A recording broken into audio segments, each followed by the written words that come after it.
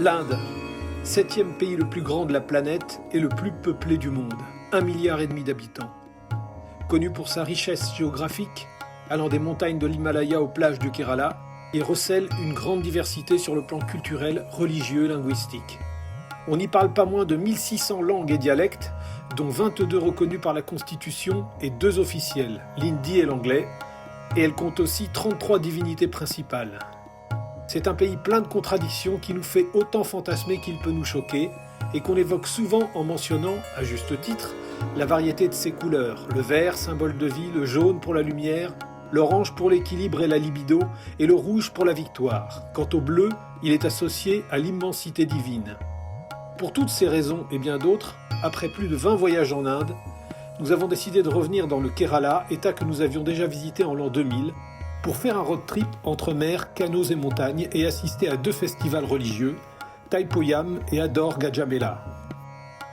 Le Kerala, bande de terre étroite située dans le sud-ouest de la péninsule indienne, s'étend sur près de 900 km. Il est couvert de forêts denses sur ses montagnes et entrecoupé d'un réseau de lagunes et de canaux le long de la côte de la mer d'Arabie. Il se divise en 3 zones distinctes. Les montagnes et vallées profondes à l'est, la plaine centrale constituée de collines et de plaines agricoles, et la côte, longue de 580 km, où les backwaters forment un vaste labyrinthe de canaux, riche en biodiversité, qui communique avec la mer. Près de 450 km de voies navigables, utilisées pour le transport, avant de devenir une attraction touristique. Le festival Ador Gajamela se déroule dans la ville d'Ador, au temple Sri Parthasarathi, temple dédié au Lord du même nom, une des formes de Lord Krishna. C'est une fête religieuse et culturelle dont la symbolique se décline à plusieurs niveaux. Une célébration d'honneur et de dévotion envers le divin. L'éléphant, qui en est le symbole central car profondément vénéré dans la culture du Kerala et dans l'hindouisme en général. Et c'est également une expression communautaire et culturelle. On y célèbre les arts traditionnels, des prières et des offrandes, des danses et musiques rituelles.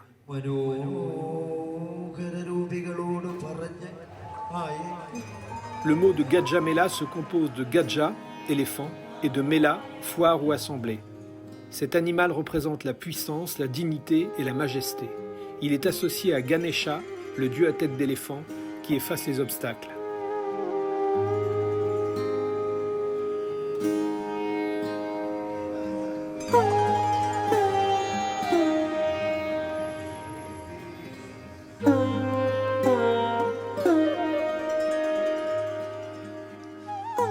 Leur présence donne une aura sacrée et grandiose à la procession, soulignant la grandeur de la divinité célébrée pendant la fête.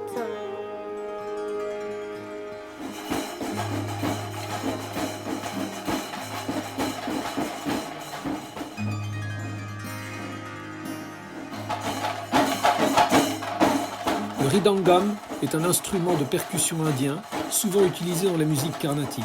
Il est fabriqué en bois et à 2 faces, chacune constituée d'une peau qui permet d'accorder sons aigus et graves. Il est considéré comme l'instrument des dieux.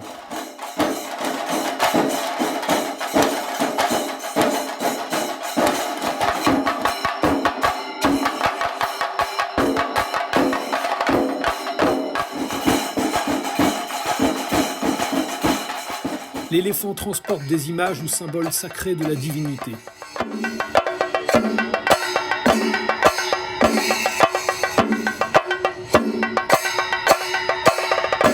Les musiciens honorent les divinités en jouant du chenda, tambour traditionnel utilisé spécifiquement dans la musique kéralaise d'une forme cylindrique, avec des membranes en peau de vache ou de veau, et aussi du kombu, un corps coudé en cuivre qui produit un son profond et résonnant.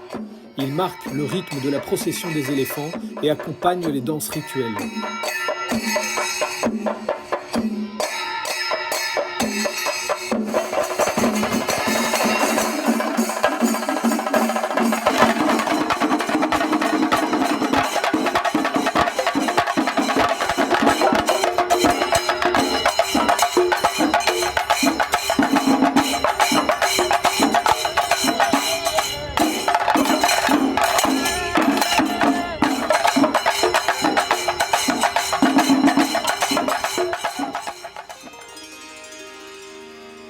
Munro Island, notre deuxième étape.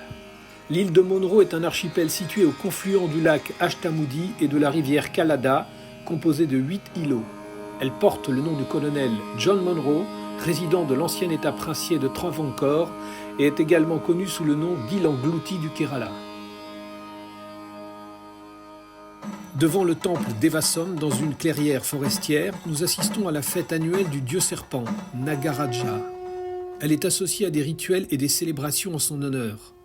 Il est considéré comme une divinité protectrice, symbole de prospérité et de fécondité.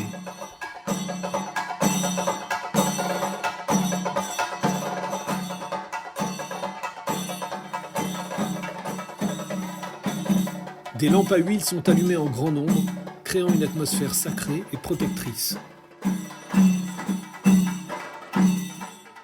Le sol du temple est décoré avec des dessins rituels, kolam, représentant des serpents, souvent tracés à l'entrée ou autour de l'autel.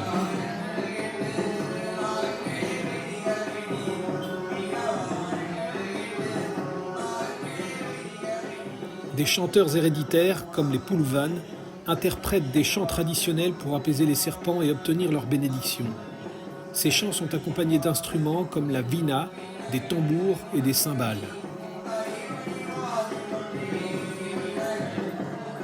Les incantations sont longues et rythmiques, visant à invoquer la présence des esprits serpents.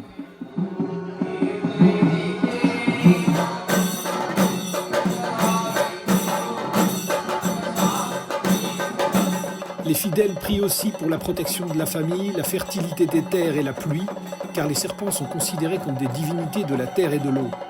Les participants croient que les serpents, honorés ainsi, protégeront le village des malédictions et des catastrophes naturelles.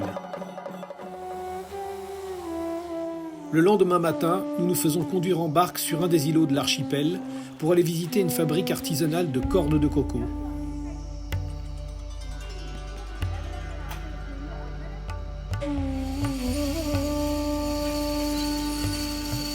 Les cordes sont fabriquées à partir de la fibre de coco extraite de la coque des noix, connue sous le nom de fibre dorée du Kerala, qu'on appelle aussi le coir. L'Inde fournit les 2/3 de la production mondiale de fibres de coco, 300 000 tonnes métriques de fibres de coco en 2025.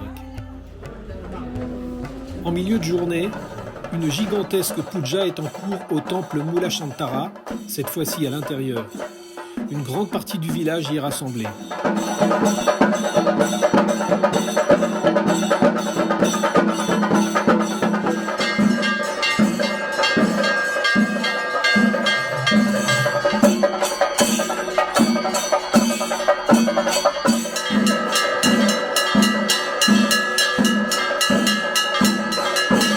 Une puja est un moment de connexion spirituelle où l'on exprime la foi, la gratitude et les demandes de protection ou de bénédiction.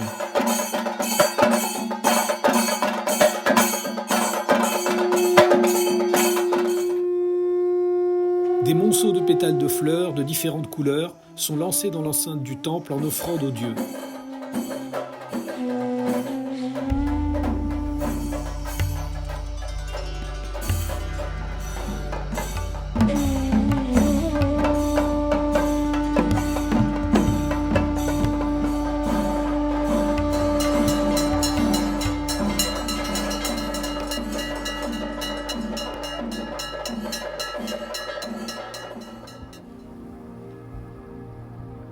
Au cours de l'après-midi, nous faisons une balade en barque dans les étroits canaux entre les îles de l'archipel.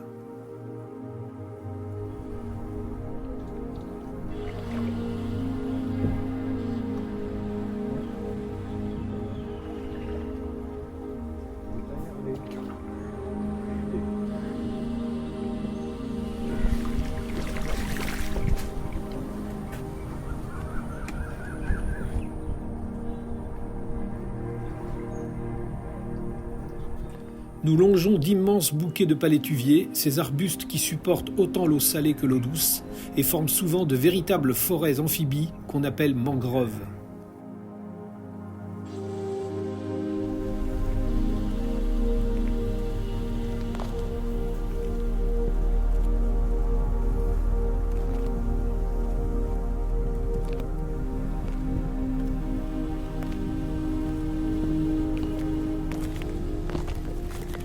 un moment de sérénité absolue dans un pays où la foule et le bruit peuvent être incroyablement prégnants.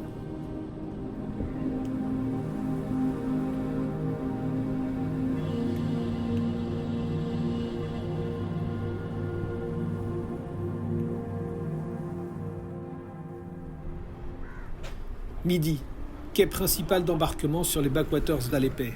Nous montons à bord d'une houseboat pour une balade sur les canaux principaux jusqu'au lendemain matin. Naviguer sur les backwaters dans une houseboat est une expérience inoubliable. Lors de notre premier voyage dans cet état, en l'an 2000, il n'y avait qu'une cinquantaine de bateaux sur les backwaters. À l'origine, ils servaient même à transporter du riz. Avec l'explosion du tourisme, ils sont désormais plus de 1000 et encore uniquement dans la zone principale d'Alappuzha, ce qui pose désormais de sérieux problèmes environnementaux et contraint le gouvernement du Kerala à réguler leur nombre. Les houseboats du Kerala, appelés Ketuvalam, qui veut dire bateau noué, reposent sur une technique de construction traditionnelle, écologique et sans clous. Les planches de bois sont assemblées avec des cordes en fibre de coco. Elles sont ensuite solidement nouées entre elles. Les joints sont rendus étanches grâce à une résine naturelle, souvent à base de noix de cajou ou de sève. Ils sont presque entièrement conçus de matériaux naturels. Bois d'angili pour la coque, fibres de coco pour les cordages, bambou et bois léger pour la structure, et feuilles de palmier tressées pour le toit. Lors d'une escale, nous découvrons la basilique Sainte-Marie Chambakulam en bordure de canal, l'une des plus anciennes églises catholiques d'Inde, construite en 427, qui mêle styles architecturaux syriens et portugais.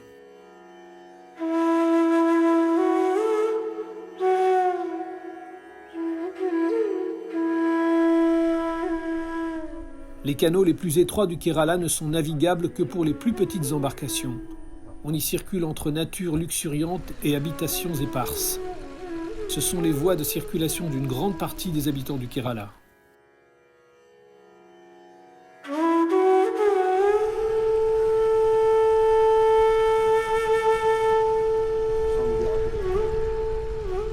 Les houseboats d'aujourd'hui sont en général améliorés avec un renforcement de la structure, un moteur puissant, un équipement touristique, confort, sécurité, salle de bain, eau chaude et climatisation.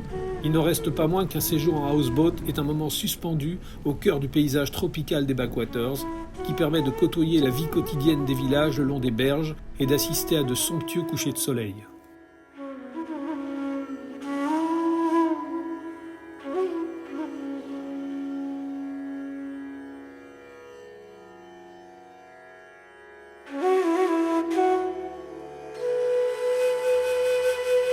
Nous logeons dans une guesthouse en bordure de plage à Alépais où les pêcheurs, nombreux, préparent ou rafistolent chaque soir les filets pour leur sortie du lendemain.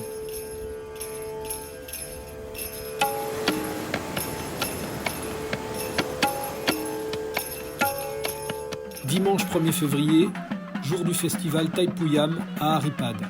C'est l'une des célébrations les plus spectaculaires du sud de l'Inde. Il se déroule dans et autour du temple Sri Subramania Swami.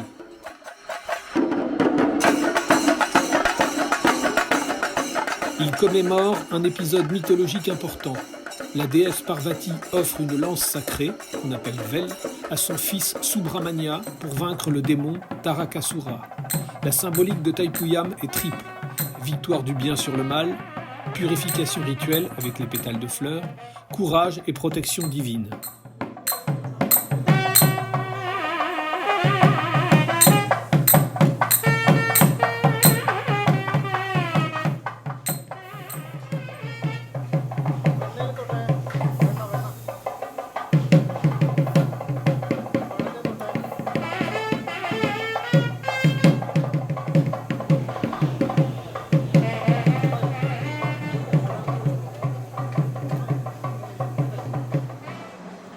Les dévots portent des kavadis, structures décorées, et marchent vers le temple en dansant, accompagnés par les chendas, tambours. Le kavadi représente le fardeau du croyant. Le porter signifie offrir ses difficultés aux dieux. La danse représente l'extase et l'abandon à la divinité.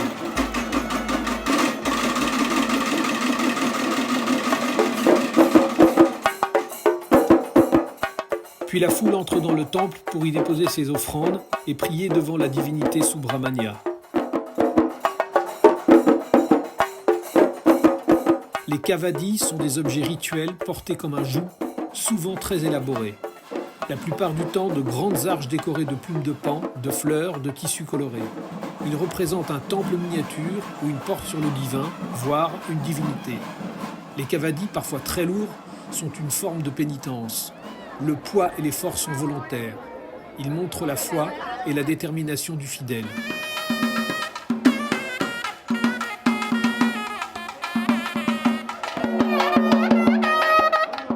L'effort physique mène à une concentration intense ou à la transe. Le dévot dépasse son corps pour se rapprocher du divin. C'est une combinaison de souffrance volontaire, offrande, prière et transformation spirituelle.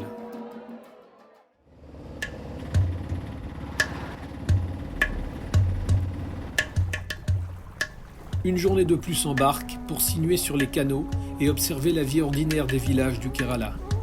La plupart de ceux qui vivent sur les berges sont des pêcheurs.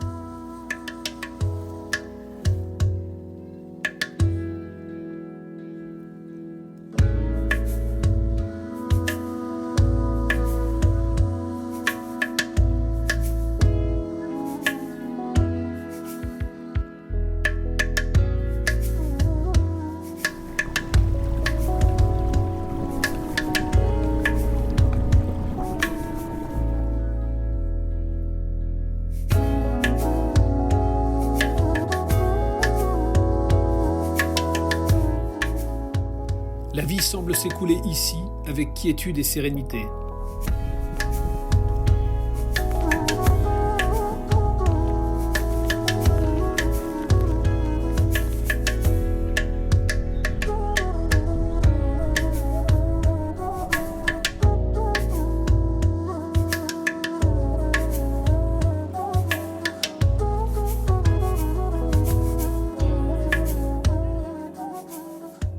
Au hasard des canaux, nous tombons sur un petit temple niché dans la végétation où une fête locale se prépare.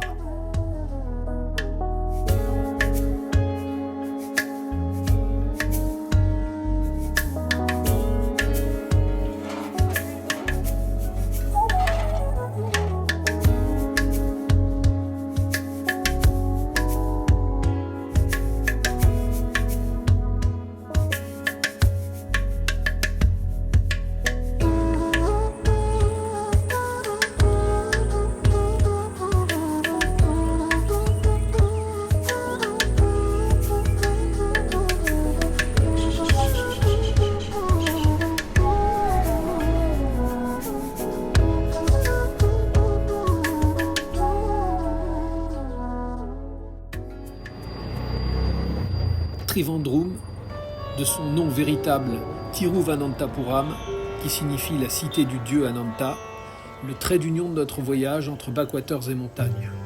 C'est la capitale et ville la plus peuplée de l'état du Kerala. Le temple Sri Padmanabhaswamy est dédié à Vishnu. C'est l'un des 108 temples sacrés de l'Inde. Nous n'avons ni le droit d'y entrer, ni celui de le photographier de près.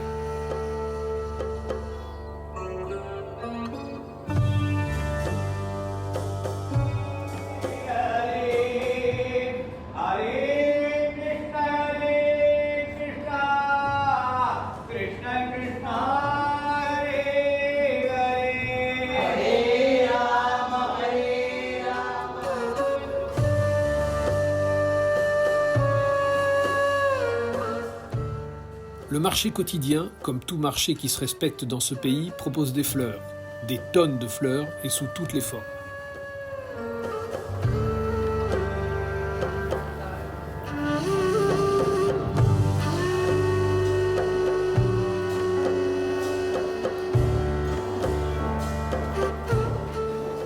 On y trouve aussi des couleurs de l'Inde, des fruits et des légumes en quantité.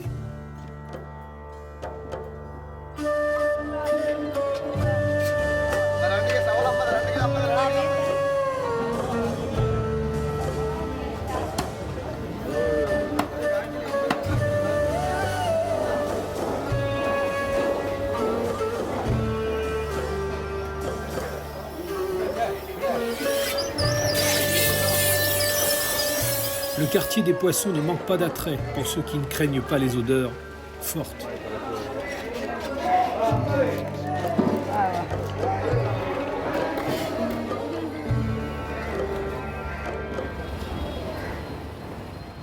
Trivandrum, c'est aussi, plus modestement qu'au Tamil Nadu, des temples bariolés dont la tour d'entrée, toujours spectaculaire, est appelée Gopuram, couverte de centaines de sculptures de divinités. 10e jour de notre road trip. Thekadi se situe à près de 1000 mètres d'altitude dans la chaîne de montagnes nommée Western Ghat, à 5 heures de route de Trivandrum et une poignée de kilomètres du Tamil Nadu. La ville est située en bordure du parc national de Periyar, un sanctuaire de faune sauvage recouvert d'une épaisse forêt s'impervirante.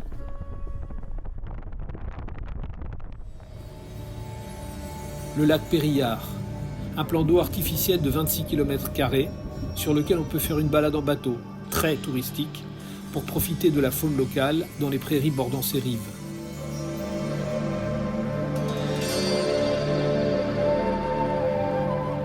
On peut y apercevoir des biches, des aigrettes, des martins pêcheurs, des sangliers, des loutres ou des éléphants.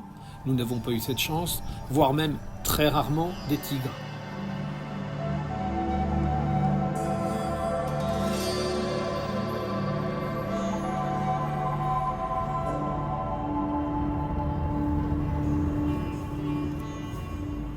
Les oiseaux nichent sur les troncs d'arbres morts, noyés lors de la création du lac, qui hérissent la surface de l'eau. Periyar en abrite 260 espèces différentes.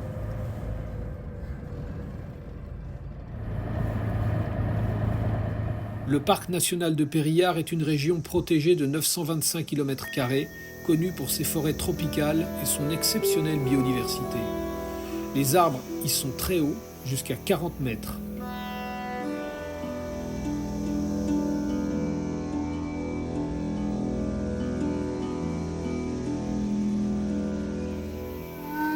Quoi de plus logique, au pays des épices, de visiter l'Abram Spices Garden à Kumii afin d'en découvrir toute l'étendue.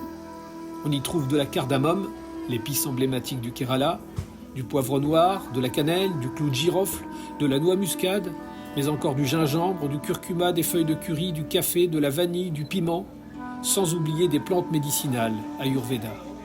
La région de Kumii dispose des conditions idéales pour leur culture. Un climat tropical humide, une altitude proche des 1000 mètres et des sols riches.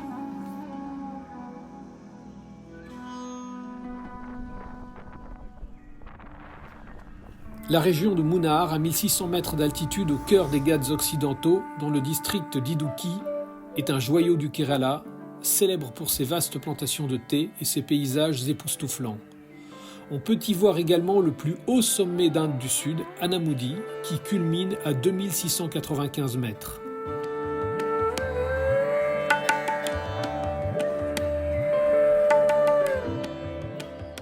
Ce paysage verdoyant, façonné par l'homme, a une histoire particulière.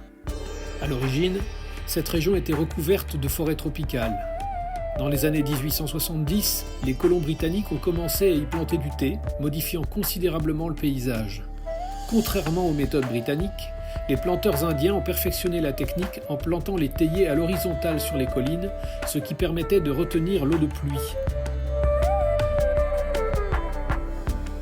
Les différents types de thé, blanc, vert et noir, proviennent du même plant. C'est le traitement des feuilles qui détermine leur type. Une particularité de la région est l'usage des silver trees, des arbres plantés au milieu des théiers pour retenir l'humidité et nourrir le sol de minéraux essentiels. Ces arbres contribuent au développement des plantations et maintiennent l'écosystème en équilibre. Ce sont exclusivement les femmes qui font la cueillette du thé, à l'aide de peignes électriques qui rasent les feuilles, alors que les jeunes pousses sont encore sélectionnées à la main dans l'état de l'Assam ou au Sri Lanka. Un travail long et pénible qu'elles débutent dès Potron-Minet. Un contremaître, un homme bien sûr, organise la distribution des paniers ou des sacs, la sélection des zones de cueillette qui s'effectue toujours par groupe.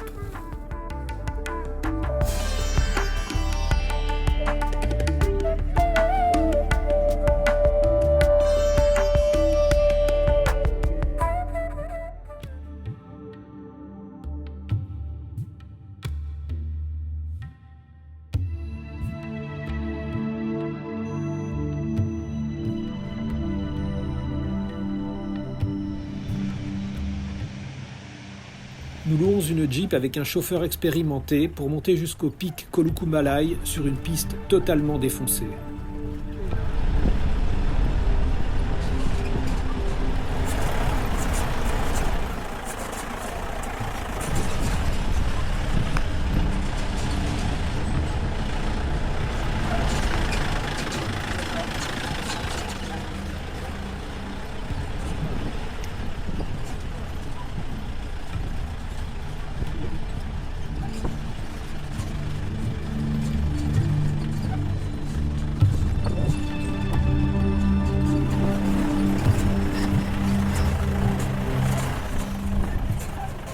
Autour de nous, une immense plantation de thé à perte de vue, dans un camailleux de verre lumineux.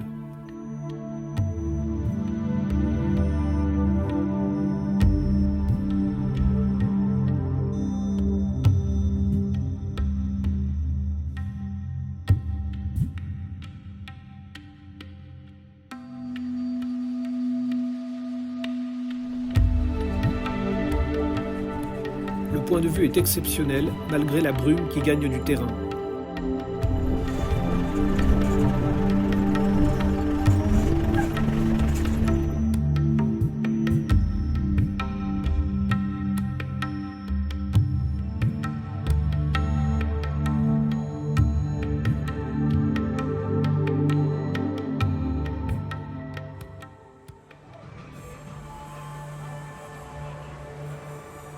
La route entre les villes de Munnar et Marayor est un festival de vues panoramiques fabuleuses.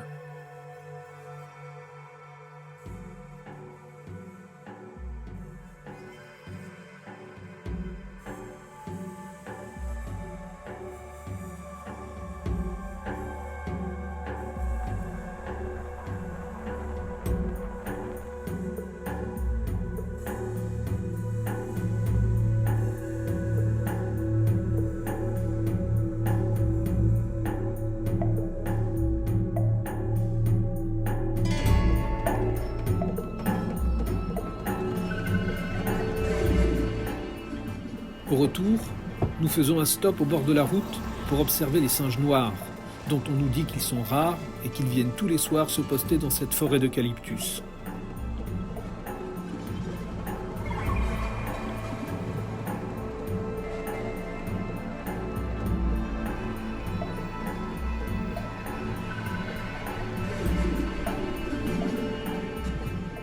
Cochin.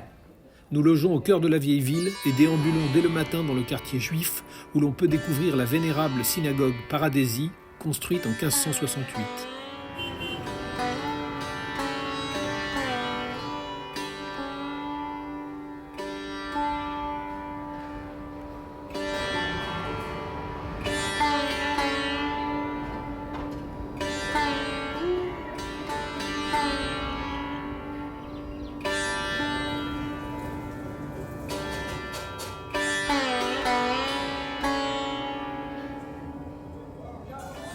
Dans le renfoncement d'une ruelle, un homme prépare des samosas aux légumes.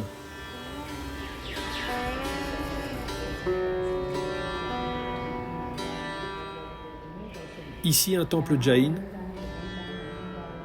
là une église. Cochin est une ville à forte diversité religieuse.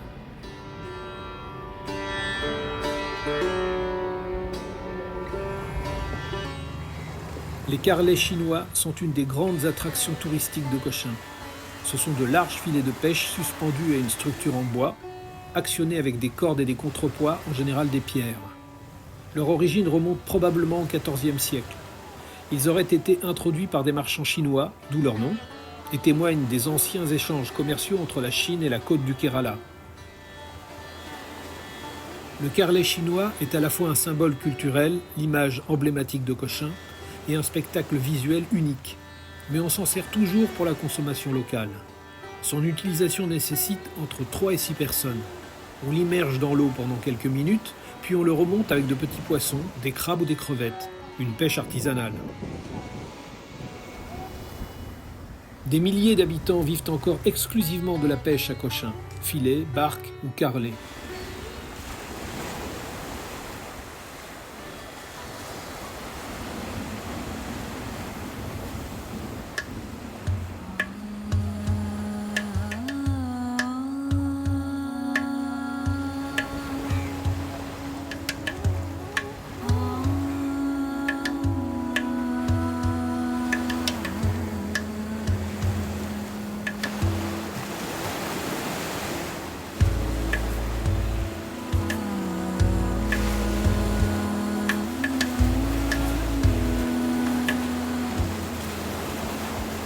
Le Kerala se dévoile comme une terre d'équilibre et de contraste, où la nature et l'homme semblent en lien permanent. Des backwaters paisibles au panorama sublime des plantations de thé de Munnar, des temples colorés au rivage de Kochi, Chaque paysage raconte une histoire, chaque geste perpétue une tradition. Ici, la spiritualité imprègne le quotidien, les fêtes rassemblent les foules dans une ferveur intacte, et les savoir-faire anciens continuent de rythmer la vie, qu'il s'agisse de la pêche, de la culture des épices ou de la cueillette du thé. Mais le Kerala n'est pas figé dans le passé. Il avance, évolue, s'adapte, sans jamais rompre le lien profond qui unit ses habitants à leur terre et à leurs croyances. Ainsi, plus qu'un simple voyage, le Kerala offre une immersion dans un monde où tout est relié, l'homme, la terre, l'eau et le sacré. Un équilibre subtil, fragile peut-être, mais qui laisse à celui qui le découvre une impression durable d'harmonie et d'humanité.